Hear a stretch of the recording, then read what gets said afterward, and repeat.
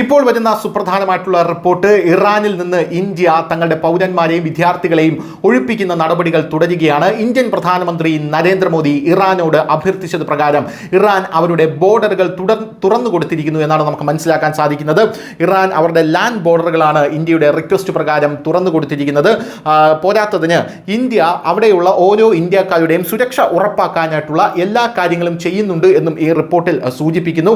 പ്രത്യേകിച്ച് ഇന്ത്യൻ വിദ്യാർത്ഥികളുടെ 10,000 ഇന്ത്യൻ വിദ്യാർത്ഥികൾ ഇറാനിൽ കുടുങ്ങിക്കിടക്കുന്നുണ്ട്. ഏകദേശം 10,000 ഇന്ത്യൻ വിദ്യാർത്ഥികളെങ്കിലും ഇറാനിൽ കുടുങ്ങിക്കിടക്കുന്നുണ്ട് എന്നാണ് ഇന്ത്യൻ സർക്കാരിൻ്റെ നിലവിലെ കണക്ക്.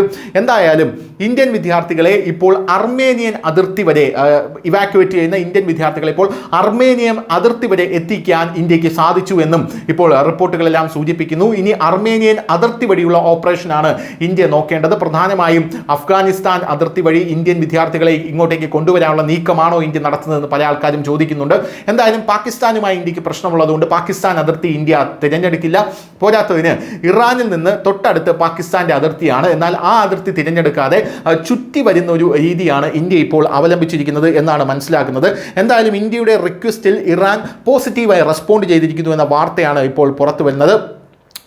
എന്തായാലും responding to India's request, Iran has mentioned that since it has shut its airspace down, Indian students can use its land borders to cross into Azerbaijan, Turkmenistan and Afghanistan എന്നാണ് Iran പറഞ്ഞിരിക്കുന്നത്. ഞങ്ങൾ aerospace അടച്ചിരിക്കുന്നത് കൊണ്ട് തന്നെ നിങ്ങൾക്ക് അർമേനിയയിലേക്കും ടർക്ക്മെനിസ്ഥാനിലേക്കും അഫ്ഗാനിസ്ഥാനിലേക്കും കടക്കാനായി ഞങ്ങളുടെ land ബോർഡറുകൾ തുറന്നു തരാമെന്നാണ് Iran ഇന്ത്യയോട് പറഞ്ഞിരിക്കുന്നത്. പോരാത്തതിന് ഇത്തരത്തിലൊരു സാഹചര്യം നമ്മൾ നേരത്തെയും കണ്ടതാണ്. റഷ്യയിൽ ഇന്ത്യൻ വിദ്യാർത്ഥികളെ ഒഴിപ്പിക്കാനായി അവിടെ കുറച്ചു നേരത്തേക്ക് യുദ്ധം നിന്നു പോകുന്ന അല്ലെങ്കിൽ നിർത്തിവെക്കപ്പെടുന്ന ഒരു സാഹചര്യം ഉണ്ടായിരുന്നു എന്ന് നമുക്ക് എല്ലാവർക്കും അറിയാം.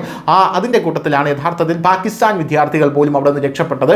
എന്തായാലും മോഡി മാജിക് കണ്ടിന്യൂസ് എന്നാണ് ഇപ്പോൾ ദേശീയ മാധ്യമങ്ങളെല്ലാം ഇത് റിപ്പോർട്ട് ചെയ്യുന്നത്. News desk news India Malayalam.